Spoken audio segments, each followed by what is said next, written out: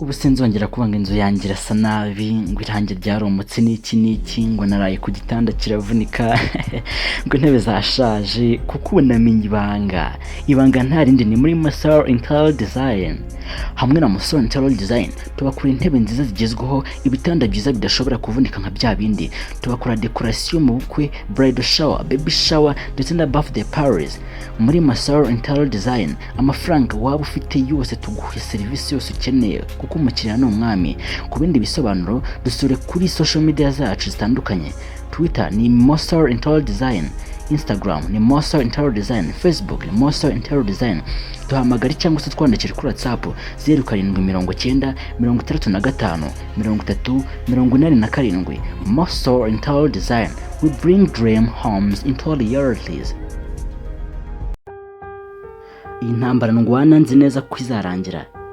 Ikintu ugomba kumenya ni uko nitandukanyije n'abanci intege, nitandukanyije n'ibitekerezo bibi, ndi kwitandukanya n'ikibi cyose aho kiva kikagera. Ubaho ngeze ndi kurwana no kwigobotora, kwivana mu munyururu naziritswe n'inshuti mbi. Nubwo bitoroshye ariko biroroshye, icyo nzi cyo nuko nzanesha. Amagambo mabi ntacyo ambwiye, ubu nanjye namaze gutekereza icyo ngomba gukora kandi gihamye. Uhora unca intege ngo simbishoboye, ntibimbereye, ngo mfite ijwi ribi, ngo sinzi gukora, ndi umunebwe. Ariko ujye wibuka ko cyagihe burya akanyamasyo katsinze amarushanwa yo kwiruka, kandi wibuka ko kari gusiganwa na Bakame yafatwaga nk'inyaryenge ndetse no kugira umuvuduko uri hejuru y'uw'akanyamasyo niyo yisanze mu mwobo yatsinzwe. Kunsuzugura nibyo bizatuma ngutsinda. Iyo umbwiye ngo ndi ikigoryi, injiji, ikimara n'ibindi bintu byinshi bibi, icyo gihe nkubwira ko zahabu na diyama atari ibintu basoroma ku giti nk'avoka. Nkakomeza nti byose bivanwa kure, ngaho zigezeyo. Hano mu isi ni ugufashanya, nta wigira. Rekera kumva yuko urenze ngo wikomeze, amaherezo urayazi, twese tuzajya hahandi. David, are you crazy? No, I'm not crazy. Ndabizi ko iyo tugendana mu muhanda ugenda unyigereza gake, ariko naje kuvumbura ko ushaka ko nzagwa muri kiriya cyobo. Uyu munsi rero urijyana, sinza no kuguherekeza kubera ko umugambi mfitiye narawuvumbuye. Gendera kuri umuntu ugufitiye imigambi mibi wese. Buryo nguhaye link simba nkeneye kuma view yawe, ahubwo mba nshaka kukwigisha, kandi nutanayifungura birakureba. Ni wowe uzaba wihemukiye, sinjye uzaba uhemukiye. Hari bambwiye ngo nutama serivisi nshaka ngo ndaje nkora subscribe ku channel yawe.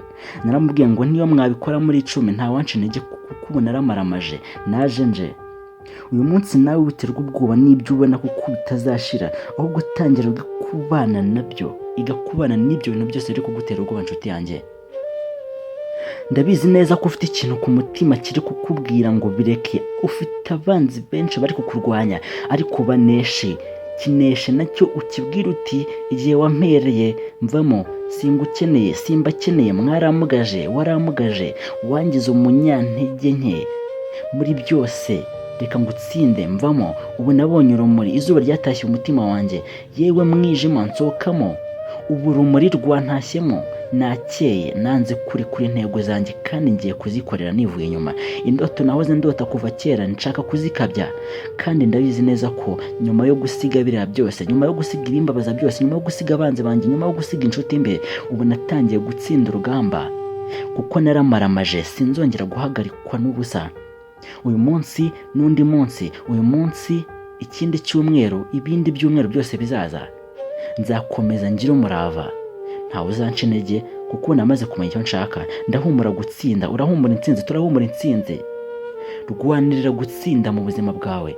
Abakoshya bose bima amatwi, genda kure y'ibi byose. Uyu munsi ube mushyashya, uyu munsi tangira wige neza icyo ugiye gukora, icyo ushaka kugeraho gitangira uyu munsi. Abaguca intege bo ubareke, genda wemye, kubera uri kumwe n'Imana umugenga wa byose.